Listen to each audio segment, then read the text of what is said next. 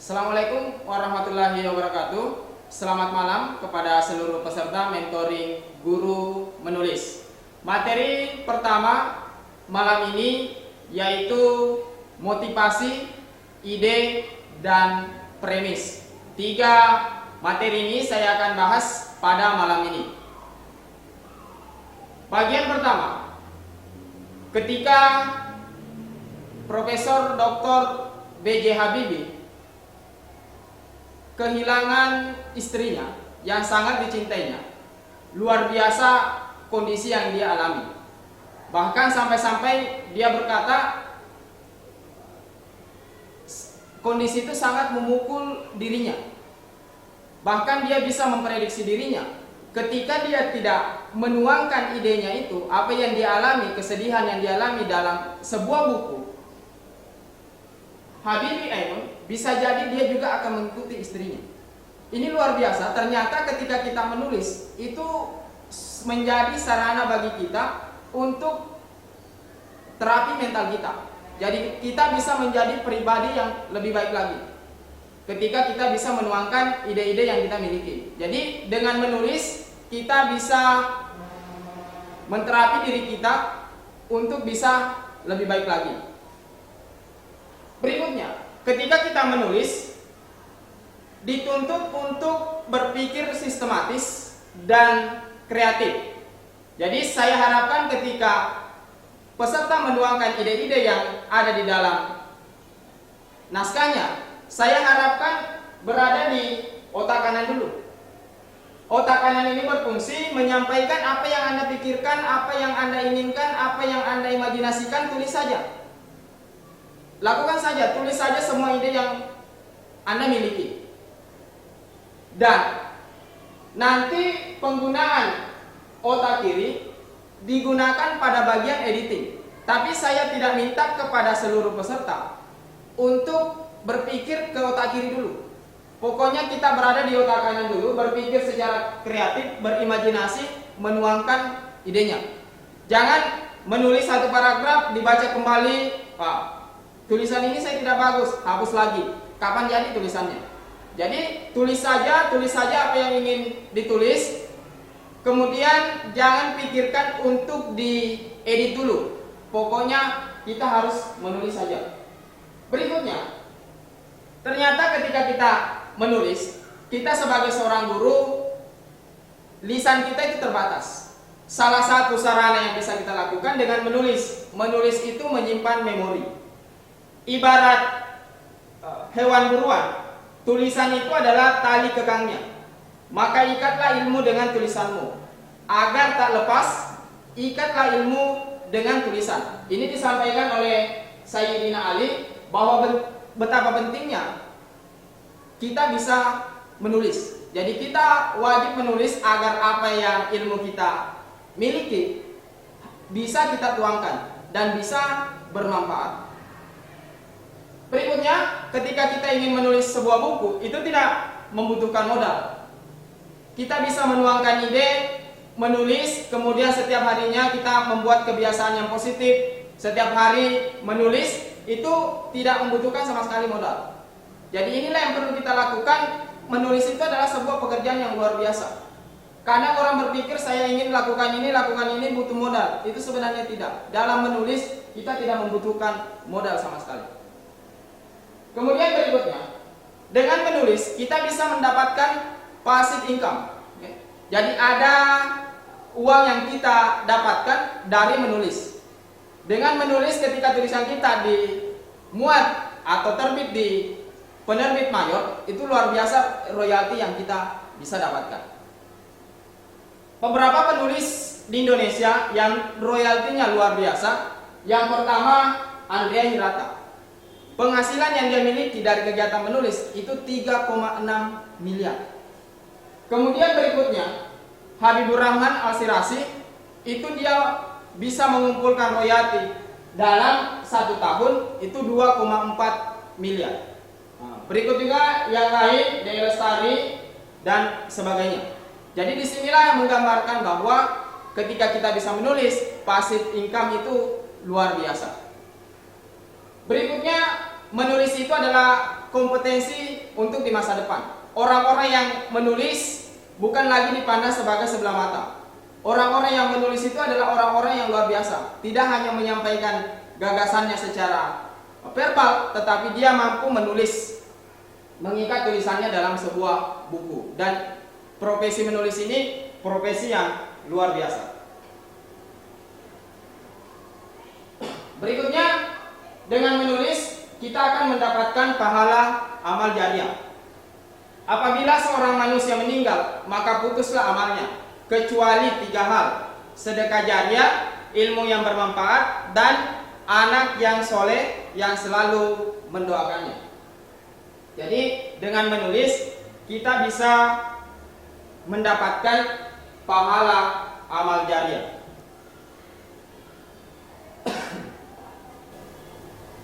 Berikutnya, saya menantang kepada seluruh peserta untuk mendeklarasikan dirinya sebagai seorang penulis dengan menulis motivasi Anda secara personal. Bagaimana bentuknya? Seperti ini modelnya. Di tahun 2014 ini saya akan menyelesaikan 7 buku tentang tulisan saya sendiri dan ghostwriter, lalu menjadi bestseller nasional. Jadi saya harap ketika sudah menulis motivasi ini dideklarasikan di lingkungannya. Seperti ini modelnya. Oke. Jadi dia sebelum menjadi penulis, dia mendeklarasikan ke teman-temannya bahwa dia ingin mimpi yang dia miliki ingin menjadi seorang penulis. Jadi saya harap ini tugas pertama untuk peserta mentoring guru menulis adalah mendeklarasikan motivasinya dalam menulis. Jadi saya tunggu nanti foto dikirim ke email saya atau di tag di Facebook saya, Awal Syadat. Berikutnya, ini rencana kerja kita dalam menulis buku. Yang pertama, 2 pekan kita menentukan topik dan alur. Kemudian berikutnya kita menulis selama 6 minggu dan mengedit sendiri selama 3 minggu, menyerahkan penerbit selama 2 hari, kemudian menunggu jawaban dari penerbit 1 bulan, kemudian diedit ulang oleh penulis sekitar 1-2 bulan, dan terakhir penerbit memproses, lamanya itu 1-2 bulan, dan disinilah nanti buku Anda jadi. Berikutnya saya harap seluruh peserta untuk fokus sekarang, mantapkan dirinya untuk bisa menulis. Fokus ke depan untuk bisa memaksimalkan dirinya dalam menulis mulai malam ini.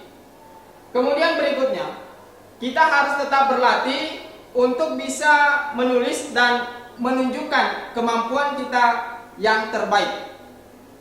Berikutnya, kita selalu melakukan pemanasan setiap menulis supaya ide-ide yang kita miliki itu bisa dituangkan dengan mudah. Tidak menulis 1 paragraf mentok lagi, menulis 1 paragraf mentok lagi. Tetap kita intens membiasakan diri untuk menulis.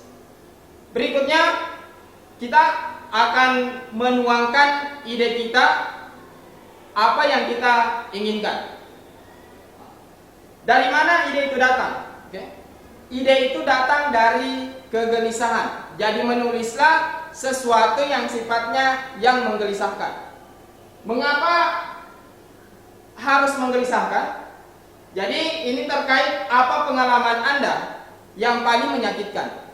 Ketika kita menulis, kita bisa mulai dari sini. Jadi pasti akan mudah untuk menuangkan ide yang kita miliki. Kemudian yang kedua, apa yang beberapa hari ini selalu mengganggumu. Jadi mungkin ada masalah yang selalu mengganggu pikiran kita. Coba tuangkan ide itu ke dalam sebuah tulisan. Berikutnya, apa yang selalu membuat kamu kesal. Jadi apa yang sering membuat kamu kesal itu bisa juga memotivasi kita untuk menuangkan ide. Berikutnya, kenapa harus dimulai dari kegelisahan? Karena kegelisahan itu adalah emosi negatif yang dirasakan oleh semua orang. Kemudian itu sangat dekat dan kena pembaca.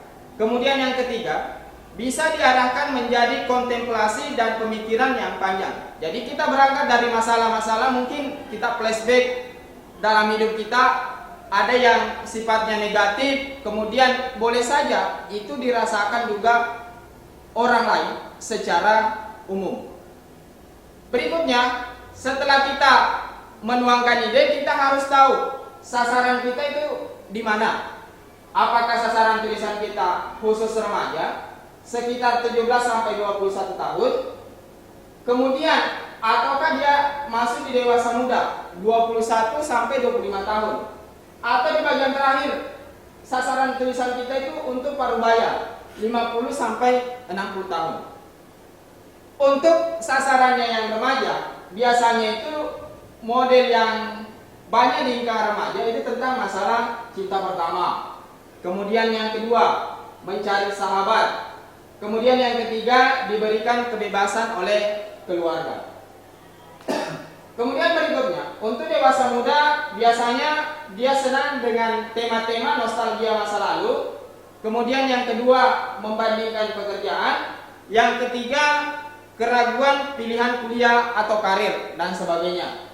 Nah, untuk yang parubaya, sasarannya itu arahnya adalah keinginan kembali ke masa muda. Kemudian yang kedua, banyak mimpi yang belum terpenuhi. Dan yang ketiga, ingin banyak waktu bersama keluarga. Ini adalah gambaran-gambaran yang bisa kita angkat sebagai ide dalam membuat tulisan. Jadi tentukan siapa sasaran pembaca kita. Kemudian kita mulai menuangkan ide. Berikutnya, bagaimana cara kita supaya bisa menemukan ide segar dalam menulis? Yang pertama yang bisa kita lakukan adalah menulislah sesuai dengan ilmu yang telah diterapkan. Jadi ketika misalnya mengajar di kelas, ada sesuatu yang berhasil yang bisa dilakukan di dalam kelas itu, boleh jadi itu yang bisa kita buat dalam sebuah buku. Jadi sebaik-baik buku itu adalah yang sudah ilmunya dipraktekkan sendiri oleh penulisnya. Kemudian yang kedua, internet. Jadi kita bisa mengakses tulisan-tulisan yang ada relevannya dengan masalah yang ingin kita tulis, masalah yang ingin kita bahas. Kita bisa searching di Google dan sebagainya. Kemudian berikutnya, membaca buku. Jadi seorang penulis ketika idenya mentok, biasakanlah membaca buku. Membaca buku ini merupakan sebuah proses kontemplasi, membandingkan antara apa yang kita tulis dengan apa yang telah disampaikan oleh orang-orang yang sebelumnya. Jadi dengan membaca buku, wawasan kita itu sangat memudahkan kita dalam menuangkan ide di tulisan. Kemudian berikutnya, modal curhat. Jadi mungkin ada masalah yang dihadapi oleh teman, itu bisa menjadi bahan kita untuk bisa menuangkan ide. Dari curhat yang disampaikan itu bisa menjadi inspirasi, bisa kita jadikan sebagai tulisan. Berikutnya, mungkin secara sepintas kita pernah ngobrol dengan teman membahas sesuatu, dan itu bisa juga dijadikan sebagai bahan dalam menuangkan ide kita. Jadi modal ngobrol ini itu sangat mendukung kita memiliki ide-ide yang sifatnya luar biasa.